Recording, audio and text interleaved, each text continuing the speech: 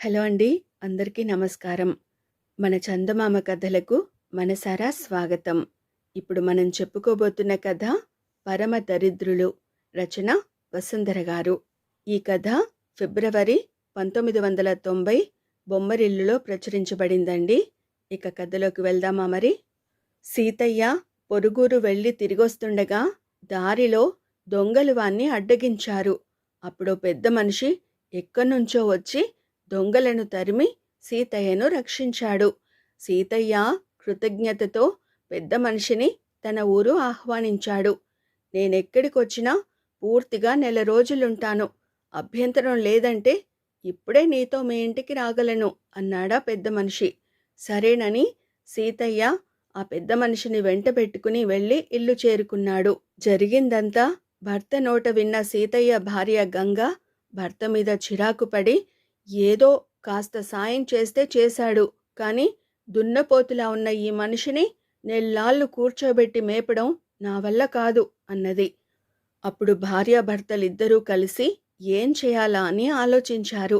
ఆఖరికి గంగకే మంచి ఉపాయం తట్టింది. ఆ ప్రకారం ఆమె రోజు వంకాయ కూర మాత్రమే వండి ఆ పెద్ద మనిషికి వడ్డించేది. మొదటి రోజు పెద్ద మనిషి వంకాయ కూర ఎంతో బాగుందన్నాడు. రెండో రోజు బాగుందన్నాడు. మూడో రోజు మాట్లాడకుండా తిన్నాడు. నాలుగో రోజు కూర మార్చితే బాగుంటుందన్నాడు. బాబూ, మేము పేదవాళ్ళం.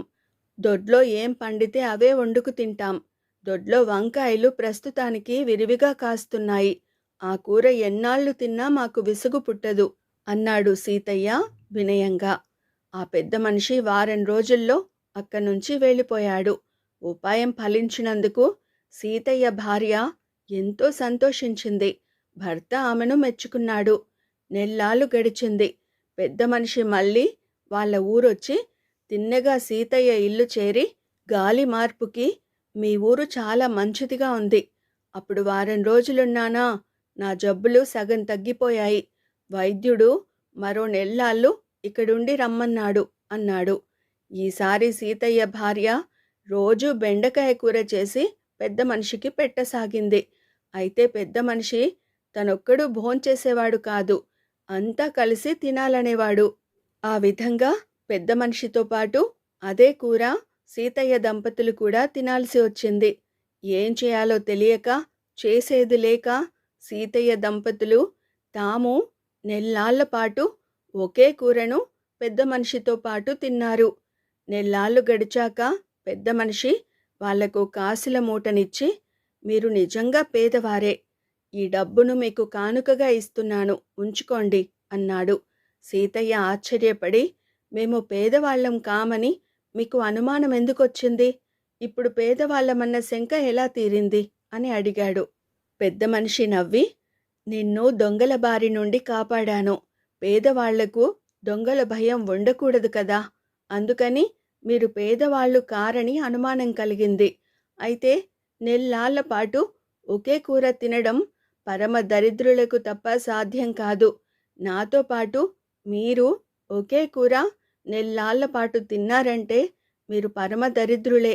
అందుకే మీకీ డబ్బిచ్చాను అన్నాడు. సీతయ్యకు చచ్చేటంత అవమానమైంది. కానీ సీతయ్య భార్య ఊరుకోకుండా, మేము పరమ దరిద్రులమే ఒప్పుకున్నాను, కానీ మాతో పాటు నువ్వు ఒకే కూర నెల్లాళ్ల పాటు తిన్నావు.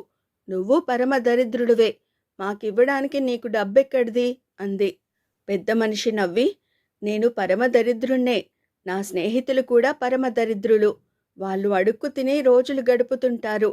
నేనా పని చేయలేక బాటసారులకు ఆపదలో సాయపడి వారిచ్చే డబ్బులతోనో ఆతిథ్యంతోనో రోజులు వెళ్ళబుచ్చుతుంటాను.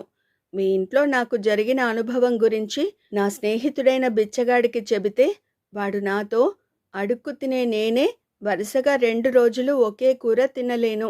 అందుకని నీ మాటలు నాకు నమ్మశక్యంగా లేవు. నువ్వు నీ మాటలు నిజమని రుజువు చేస్తే నేను అడుక్కుని సంపాదించిన కాసుల మూటల్లో 2 నీకిస్తాను అన్నాడు. నన్ను పందెంలో నెగ్గించినందుకు ఆ మూటల్లో 1 మీకిచ్చాను అన్నాడు. అప్పుడు సీతయ్యకో విషయం గుర్తుకొచ్చింది. రోజు భోజనాల సమయంలో ఓ బిచ్చగాడు వచ్చేవాడు. తాము ఆట్టే తినలేక పెద్ద మనిషితో సహా అందరూ బెండకాయ కూరను చాలా వరకు వాడికిచ్చేసేవారు. అదే ఆ బిచ్చగాడికి రుజువన్నమాట. అంటే వాడు పెద్ద మనిషి స్నేహితుడన్నమాట. నిజమే, మేమంతా పరమ దరిద్రులమే అన్నాడు సీతయ్య తలొంచుకుని. పెద్ద మనిషి వెళ్ళిపోతూ, ఆదరించగల శక్తి లేకపోతే నిర్మొహమాటంగా అతిథికి ఆ మాట ముఖం మీద చెప్పాలి. అలా కాక అడ్డదారులు తొక్కితే అప్పుడా గృహస్థు ఆతిథ్యాన్ని భరించిన పెద్ద మనిషి కూడా పరమ దరిద్రులు అనిపించుకోక తప్పదు అన్నాడు.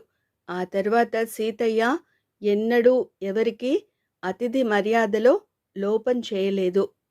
ఇదండి బొమ్మరిల్లులోని వసుంధర గారి రచన పరమ దరిద్రులు అనే కథ.